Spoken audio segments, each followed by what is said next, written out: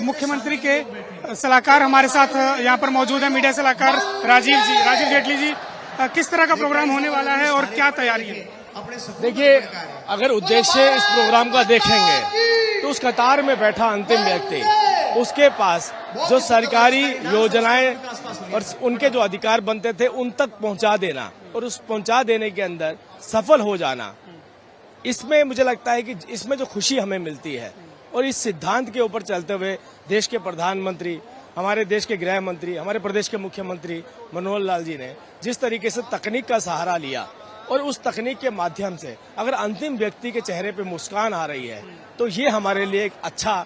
Programme है, कार्यक्रम है। और वही कार्यक्रम लग रहा है कि सरकार सभी जितनी उनकी जो योजनाएं रही हैं वो खास तौर पर आप लोग कहते हैं कि गरीब हमारे लिए मेन फोकस है, आप उन तक पहुंचा पाए हैं और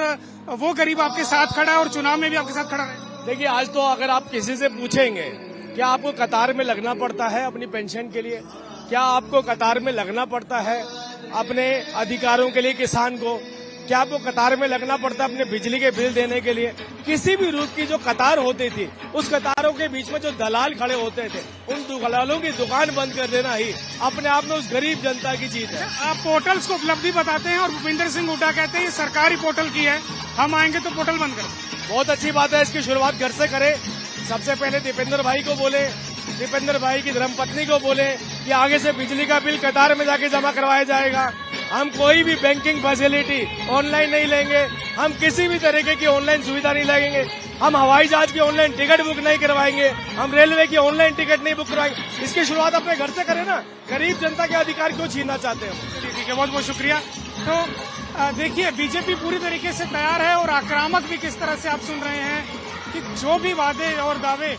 दूसरी पार्टियां कर रही हैं, विरोधी दल कर रहे हैं कि आएंगे और पोर्टल बंद कर देंगे, पोर्टल की वजह से लोगों को परेशानी हुई है, कई तरह के आरोप यहाँ पर लगाते हैं, लेकिन उनको राजीव जेटली और इससे पहले आप अरविंद नकरे को भी सुन रहे थे, उन्होंने नकारा और उनका साफ तौर पर कहना है कि पोर्टल्स की वजह से सरकारों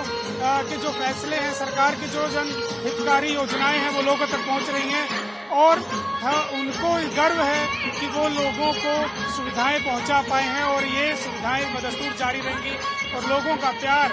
इनको आने वाले समय में भी मिलता रहेगा। तो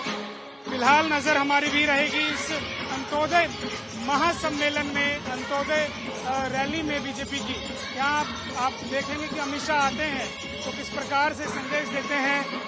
क्या अमित शाह का यहाँ पर भाषण रहता है, मुख्यमंत्री मनोहर लाल क्या घोषणा करते हैं, केंद्रीय स्तर पर क्या घोषणाएं की जाती हैं, क्योंकि इसके बाद अब राजस्थान 5 राज्यों के चुनाव तो चल रहे हैं और तुरंत वो खत्म होने के बाद लोकसभा चुनाव के लिए सभी पार्टियां कमर कस लेंगी और काउंटडाउन स्टार्ट हो जाएगा। और अब देखना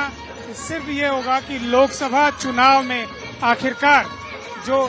पार्टियां रहती हैं, चाहे वो बड़ी पार्टी बीजेपी हो, कांग्रेस हो, इंडिया गठबंधन हो, वो क्या रंग लाता है और जब लोकसभा चुनाव के बाद विधानसभा में जाते हैं तो बीजेपी के लिए कितना फायदेमंद रहता है, ये देखना बेहद दिलचस्प होगा। फिलहाल अंत्योदय सम्मेलन पर हम बने हुए हैं, यहाँ की पल पल की अपडेट अपने दर्शकों तक हम पहुँचाते रहेंगे। रैली किस तरह से होने वाली है, संदेश यहाँ पर क्या मिलेंगे, इसको अपने दर्शकों तक पहुँचाते रहेंगे। अब पंजाब केसरी रहने के साथ हमसे जुड़े रहने के लिए हमारे YouTube चैनल को सब्सक्राइब करें और नई वीडियो की नोटिफिकेशन के लिए बेल आइकॉन को दबाएं। अगर आप ये वीडियो Facebook पर देख रहे हैं तो लाइक जरूर करें और ज्यादा से ज्यादा शेयर करें। धन्यवाद।